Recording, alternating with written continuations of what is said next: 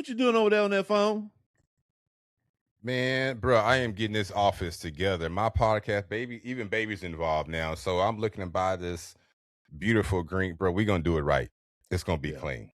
It's gonna be clean. She's thinking about doing some decorative curtains that help with the sound and matter of fact, she got on ChatGPT and then created a whole room for me where I'm gonna have a chair, low lamp lights. It's gonna be pretty by the time we get done. Cool. So anyway, I'm on Facebook trying to order this green chair for my room, but she ain't hit me back yet. Yeah, 10-4, King. Yeah, man. Hey, that was a lot of information, but that was good. You think it was too long? No, I think that I think we went through it really well. And again, like I said, I feel like our point is to, not give people everything, but just give them a good taste of to get them to come back and read this for themselves. And so when we do have our book club discussion on Sundays, they can kind of be in the loop on things and answer questions. Right, because that was just a brief synopsis, if you will. It was. The book, it goes very in depth. We probably couldn't have made it. Well, listen, we wouldn't have made it out of chapter 8 if we really wanted to. That's true. To be honest with you, that's just true. On the Empire itself. Mm-hmm. But okay, I'm just checking to see because it was a lot of information, but it was really good, man. I thought so too as well. Yeah, it was. What I miss? Oh no, he's talking about. I was asking King, did he think it was too long? Because that one took about maybe almost an hour and a half. But I thought it was great. Nonetheless, I thought it was great. Well, the first chapter was a little long. Yes. Yeah, it kind of stink that we didn't really get into the Songhai Empire at all. And that was actually the most interesting one for me. Mm-hmm. Well, you could have got into it, King. You have the floor sure when we talking. Oh, you have the floor. It's all good. Yeah. No, I mean, we're just covering a lot of material. We can't do it all. Yes. It is a lot of material. Yeah, it is. And I really don't think, we could do a longer podcast, but I don't think this kind of podcast, when it comes to book club, I don't think people are going to stick around that long. Yeah. Well, listen, as we know, people don't read. I think we can all agree on that. So to get some, they don't. A book club, it's a hard sell. Make no mistake about it. But I understood that assignment. Taking this on, that it's going to be some work to build this thing. To get people to sit here and listen to what we have to say. Now, we find it fascinating. I just can't get enough of it. I'm gonna be real honest with you. We're just learning, and we're just letting people know what we think is good. And getting people out there. I mean, now this book has more coverage, right? Absolutely. More eyes might be able to read it because of us. And just to, just to read about the wealth of these places. I mean, that is significant. It's just crazy. It's just crazy. And they lived it. They didn't just mine it and to give it away. They lived it. They dressed in it. I mean, everyone, the slaves, everybody, from head to toe, top to bottom, everybody lived in it. Are they even slaves then? Huh? I said, are they even slaves then? In a different form, not to what it means now, but yeah, they it was different. Well, even going back on page 96 when they talked about a free slave of the royal house seized the throne and became himself as empire. Like it wasn't even, he became the empire. So I mean, right. You might even think back then it might have been a little easier. You know. Well, listen, I wonder sometimes. As we read, they eventually made part of the clan or the tribe, and were allowed to marry and all that stuff. Yes. So it wasn't harsh like it was now. No. Well, I think people had a lot more free time. Yeah, that too. I think if people had a lot more free time back then compared to how we live today, and we can even know, like in recent history, if you just even look at the slaves here in America, they didn't work all day. What? I mean, you guys ever study that? No, I didn't. No, like the way people worked, like even the Irish slaves. You just look at like how slaves worked, and they worked the fields. A lot of them, they would only work for a season. They would have like 4 months off where they didn't work at all because there was nothing growing. They were brutalized. Who? You talking about the modern slavery? In the world. If you study slavery and how it was in the world, like how people it's not like like today we get up and we work 8-10 hours every day. We have to clock in and clock out. And even the slaves back then, they didn't work like how we did today. We work harder than a lot of them how they did back then. Like they would have if they were farmers, they would farm the land. They would work a few hours in the day. But then when there's no harvesting going on, they were off for 3, 4, 5 months at a time. They didn't work like the hours we work today, where we get up at 4 in the morning and you work until 5 at night. Like that's not how their life operated. It was different then. Well, and you mentioned too, we spoke on of the mindset and the kindness when you spoke of Mansa Musa, and he wasn't really about that military life, and so his mindset was to treat everybody with kindness, and so therefore the life of a slave was, if you won't even call it that, that's what they were called, but it was pampered, if you will, Yeah. They were just servants. I wouldn't even say slaves, just servants. Right. You know what I mean? Servants. Slaves, I mean, as a servant, you might be more willing to accept your position because you live fairly decent, but as a slave, and then when you think about Western slavery, I do think they've taken a lot of things out of context, but there are some depictions of African American people's backs and cutting off testicles and hangings. I mean, you think about, they had a town in particular. I won't go into details of where it was at, but they hung a man, and about 400 or 500 people showed up, to watch the hanging, and so, or castration, or when they're throwing kids into the river, or it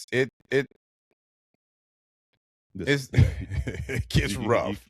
It gets rough. Go on and on. Yes, it's and listen, as we get further into this year, we will get into that, as well. So it was not it wasn't pleasant. And so I'm not an Atlanta slave trade believer, though. I'm not an Atlanta slave trade believer. I don't believe that African people came on ships and went overseas for 3 or 4 months. I mean, there might have been some small boats, but I don't believe in Atlanta slave trade.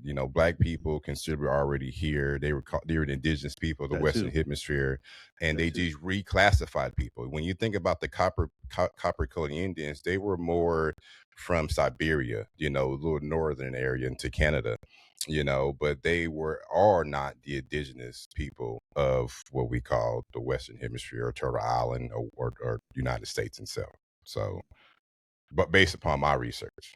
No, but that's a great angle, though. That really is a great angle. I'm going to look into that to see if I can find some information on that, because that is a great angle. Because there is the North Atlantic slave trade versus not versus, but to what you just said about us already being here, and so was that story made up? So it's a great angle.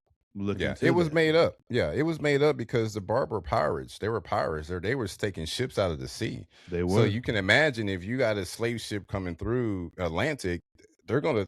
I mean, it's food, it's iniquities on this particular slave ship, and I don't think they would allow that to happen. You know what I mean? So I believe when Columbus came over here, they realized exactly what they had already here. I mean, you think about, there were millions of tribes here in the Western Hemisphere that no longer exist to this day. And then the indigenous people were reclassified, you know what I mean, into African American people over time. You know what I mean? It's hard for people to look at a black person and be like, or African American person, how you want to call him, like, well, you're not indigenous, you're not Indian, and you start looking into your roots. Very much so, we are. Right. And so that's a propaganda that has been pushed out. And then you have the $5 Indian, where anybody who was a light brother of lighter complexion could pay $5 and have their name on the census as being an Indian. You know what I mean? And so, something to look into. That is great insight, because they had to broker a deal with the Barbary Pirates to get them. They sure did. To begin the building of the Navy for the U.S. And so, what time frame was that? What time frame was the Barbary Pirates? Was it in the 1700s, 1800s? It was 1700s. Yep. Matter of fact, it was a little bit before then, 16 to 1700. Matter of fact, even going to the 1800s. That's really good, because the slave trade was before that. That's a great angle. We'll look into that. I'm gonna look. But you think about the Moors were part of the Barbary Pirates in Morocco. You know what I mean? Mm. And so when Mhm. Isabel and Fernando declared black people being in prison in 1492, right? Mhm. That's exactly when the Barbary Pirates started to come into an existence. So here you kick out the Moors out of Spain, and then they go to Morocco, and then they begin to, become pirates and enslave European people. But again, this happened for 400 years. So even when the Moors were a part of Spain, they were kind of part of this. The Barbary Pirates are already doing this. Matter of fact, it said 400 years before 1776, Barbary Pirates were taking European people, and the church itself was paying a heavy, Mhm. what do you call it, ransom, for Mhm. European people. So it even stated that Barbary Pirates were making billions of dollars a year when it came down to the enslavement of European people. Hmm. Great insight. Definitely have to look into Yeah, that. See what I can find out. yeah. I can't speak nothing because I haven't studied that. Yeah, Thomas Jefferson. I got a book on Thomas Jefferson talking about the Barbary Pirates, and he wrote several letters to the Barbary Pirates begging them to stop doing what they were doing. So the I Barbary hadn't. Pirates, what you're saying is they were capturing light-skinned Europeans and then Mhm. selling them back as a ransom to the church? Yes. That's and the church was paying for it. The church was paying for it. Sure was. Really? Yep. Huh. Yep. Surprising Yeah, the so, church I would mean- let go of money for that. And there are several. Matter of fact, the Barbary But were Pirates. these were people of power though? Do they have influence? These people they were capturing? Some. Oh yeah, definitely. I mean, matter of fact, they even captured a so-called Navy vessel. Do you know what I mean? I had to get you the name of all that, but there are several stories of soldiers that wrote letters to Thomas Jefferson or just wrote into their journals about the dealing with the slave situation in Morocco and other coastal countries in North Africa or in Africa itself. Gotcha. Yeah. Good stuff. Very good stuff. Definitely looking into that. See if I can find some knowledge. Yeah, on I got that. 5 books. I'll take a picture and put it into the group chat. I had not read through most of them, but I've read through a few of them. And again, it Dealing. when you read into these, you're dealing with the Barbary Pirates in the United States and the Navy itself. Once you realize, again, reading all this stuff makes you realize that we need to come together on a more of a unity basis anyway, because we really just can't do it without each other. In one way, in shape, form, or fashion. Right. I mean, I believe that if everybody understood everybody's history, then it would make you realize that we are a force to be reckoned with once we come together. Especially if you go back to the beginning. Oh yeah, you have to. Yeah, you have to. Yeah, put those books in the text, King. I'm gonna get those. Okay. And read up on that. But no, that's great insight, and so that's something that has definitely intrigued me. Mm-hmm. Matter of fact, here's some right here. Hold on. Yeah, put them in the group chat. I got a wish list I've started on Amazon.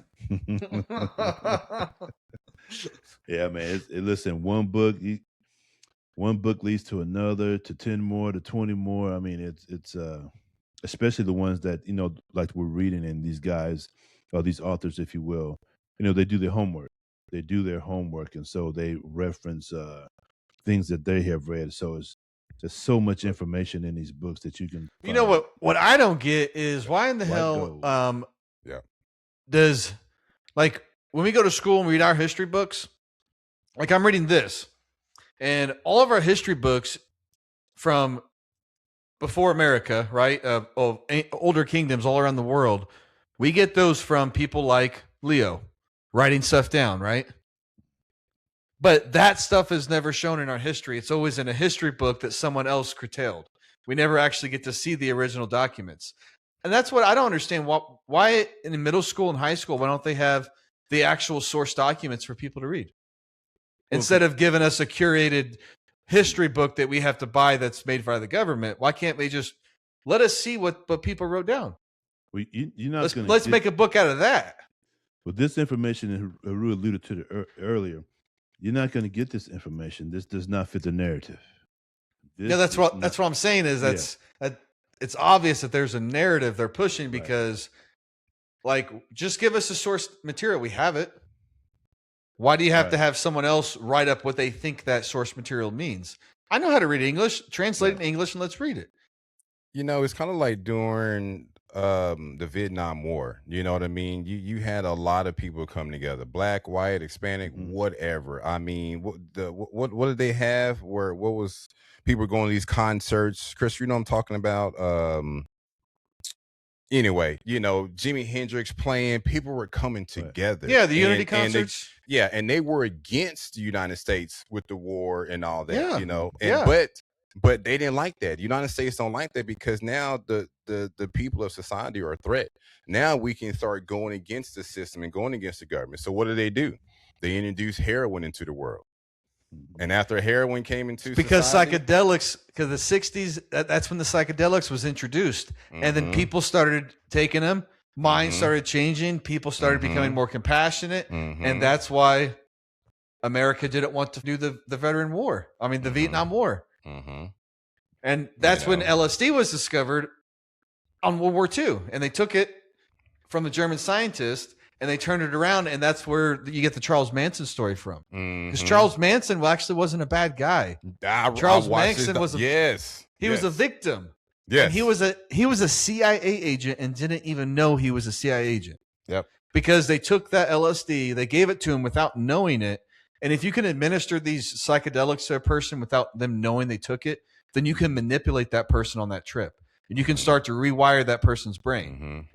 And that's what MK Ultra was about. And that's what Charles Manson was about. And that's why every time he got arrested, the governments came and let him out because he was an agent working for them. Yeah. And they put it in his head that they thought he was this occult leader and they made the whole thing up. But he believed that, but he believed in it. And you gotta then watch his videos. Out. Yeah, you gotta watch his videos, RP. They're interesting. Okay. You gotta watch his videos on YouTube. They are very interesting. They're on YouTube. They're on YouTube. Yeah, I would have to check. But you know, that's what manipulated. I mean, we're being and that's manipulated. The 60s because people were not being manipulated no more.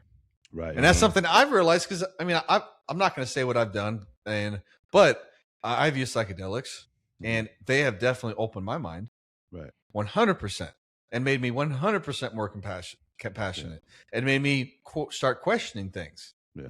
Hey, well, you just said I think that's why they don't want us to use that. That's why alcohol is legal, but mushrooms not. Right. Like, come on. And we have evidence of people eating these for thousands of years in all cultures and histories around the world. That's right. Yeah. Well, it's like the silver thing. Before penicillin came out, the Rockefellers tried to patent silver as, you know, a medical formation, but they couldn't. And then right after 1936, penicillin came out. And then silver was basically, you know, condemned for using, even though it had been used for over 10,000 years, because now they patent penicillin and now they could market it and sell it. I mean, it's the greed of the people. It's the greed of the world, you know? Yeah, all right, guys, I got to get going. Yeah. All right, Kings. I do too. Hey. All right. Beautiful Kings. Yes. Yes. What? I'm playing. Tuesday at 5? Tuesday at 5. All right. We'll see y'all then. Hey, I love y'all, man. Y'all have a great day. Love you. Peace.